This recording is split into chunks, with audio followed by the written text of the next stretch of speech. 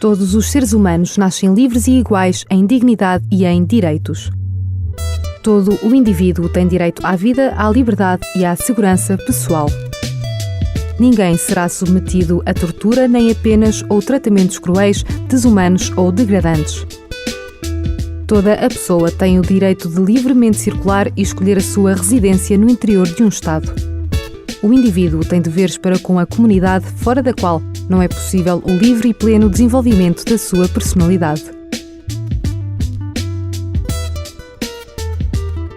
Direitos no éter.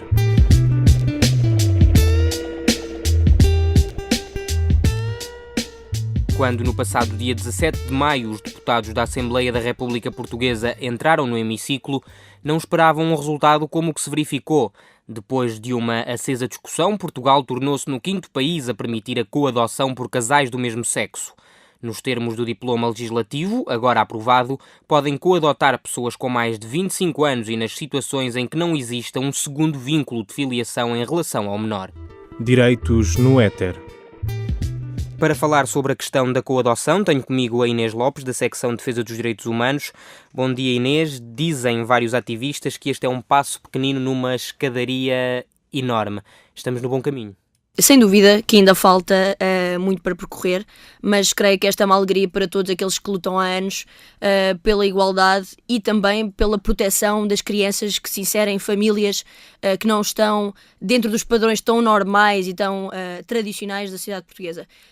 O que para mim pessoalmente ainda não percebo muito bem é a passividade em relação à adoção, visto que se o problema aqui é uma questão moral ou ética na lei então, e da sociedade, então a coadoção e a adoção não são assim tão diferentes.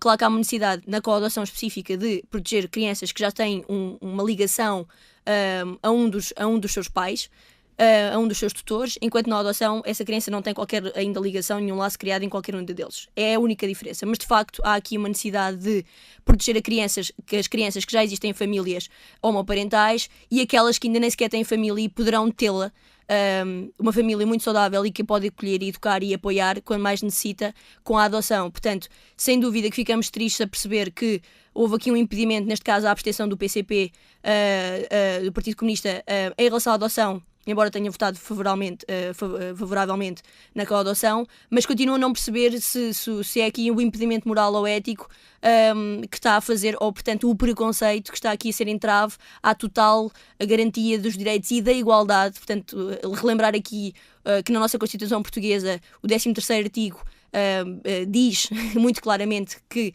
temos que parar de discriminar em função da orientação sexual, e isto é para mim, segundo os argumentos que tenho ouvido mais, é claramente aí o ponto da situação, é só meramente a orientação sexual, quando não deveria ser, quando devia estar aqui mais que tudo o superior interesse da criança, como tanto ouvimos falar, realmente em primeiro lugar. E esta coadoção, para quem não percebe muito bem, vem realmente proteger mais do que tudo e mais do que garantir igualdade entre adultos, vem proteger as crianças que já existem nessas famílias homoparentais, que já existem, sublinho, que não vão ser, mas que já existem. É um dos dados desta notícia também, e creio que um dado relevante. Portugal é o 5º país do mundo onde esta lei é aprovada, onde este diploma é aprovado. Que interpretação é que podemos fazer disto? Afinal de contas, somos um país conservador, parece um bocadinho estranho que isto surja desta forma. Eu acho que nós somos conservadores, mas o mundo em geral ainda é mais conservador ainda. Eu continuo a dizer que na Europa, em relação aos direitos humanos, em particular, portanto, nesta questão LGBT, nós estamos bastante no cantinho do céu, mas isso não quer dizer que não haja luta ainda para fazer e que não haja direitos por conquistar e não haja ainda muita mentalidade que se tem que mudar e barreiras em termos de preconceito que têm que cair.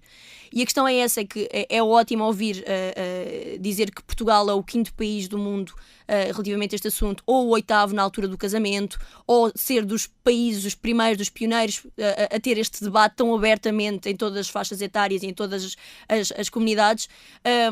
Isso é sem dúvida uma ótima notícia, e que também temos que ver que temos essa capacidade e que essa é boa e é de explorar ainda mais, no meu ver.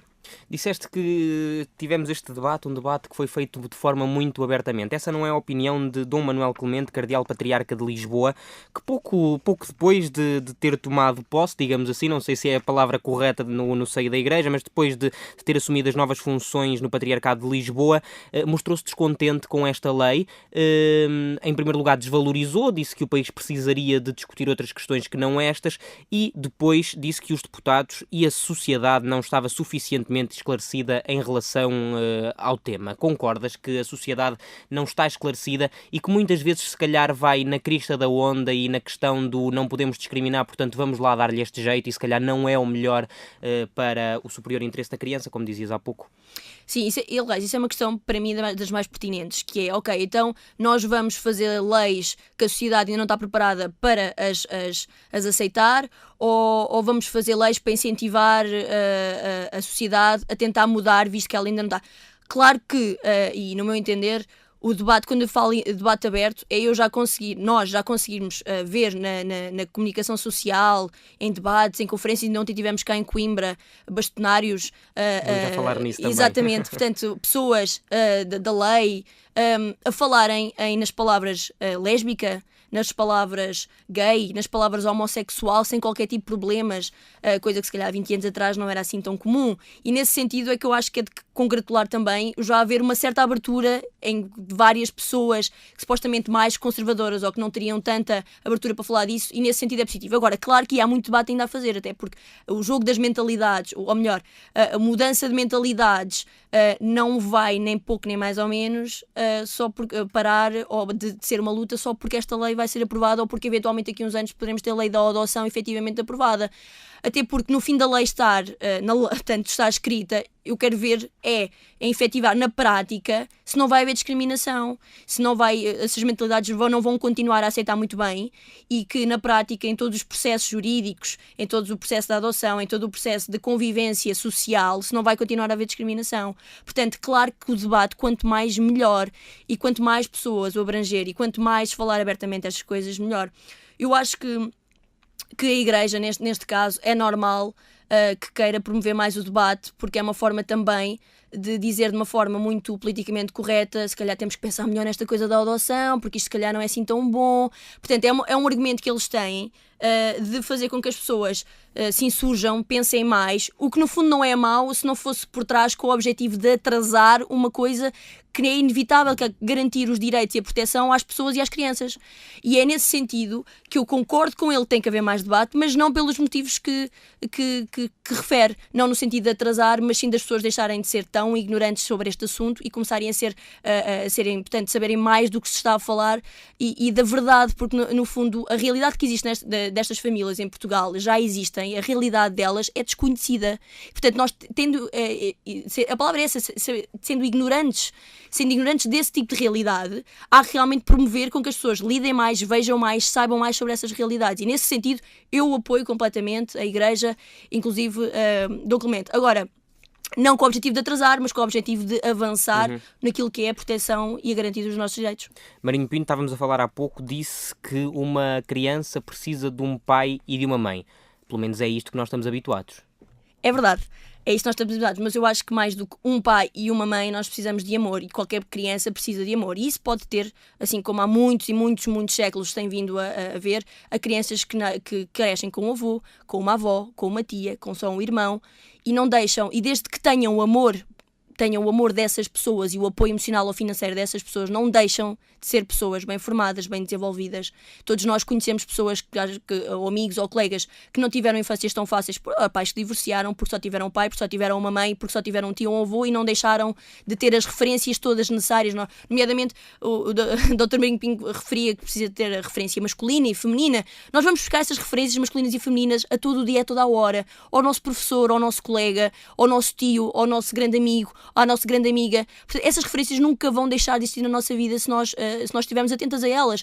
E o que nós mais do que tudo precisamos, o que para mim uma criança precisa mais de tudo, é ter alguém que se preocupe com ela verdadeiramente e que lhe dê amor e apoio económico-financeiro e emocional. Portanto, se esse apoio económico-financeiro e emocional vem de um homem ou de uma mulher, ou só de dois homens, ou só de duas mulheres, ou de um pai ou de um homem e de uma mulher, meus amigos, nada contra isso, nada a favor disso, desde que ele venha E aí é que está o fulcral da questão, é que o Dr. Marinho Pinho não acha que um homem, só 2 homens ou só 2 mulheres, ou melhor, um homem e uma mulher, não dão o amor ou a realidade que é necessária para a criança, e é que nós discordamos plenamente.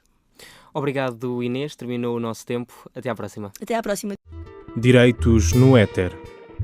Hoje falámos sobre a coadoção. De hoje a 15 dias, mais um tema da atualidade será analisado aqui. Até lá, continue sintonizado nos 107.9 e vai estando atento às novidades da secção de Defesa dos Direitos Humanos no Facebook, em facebook.com/stdhaac. Bom dia, até à próxima. Direitos no Éter. A rubrica Direitos no Éter é uma parceria RUC com a secção de Defesa dos Direitos Humanos da Associação Académica de Coimbra.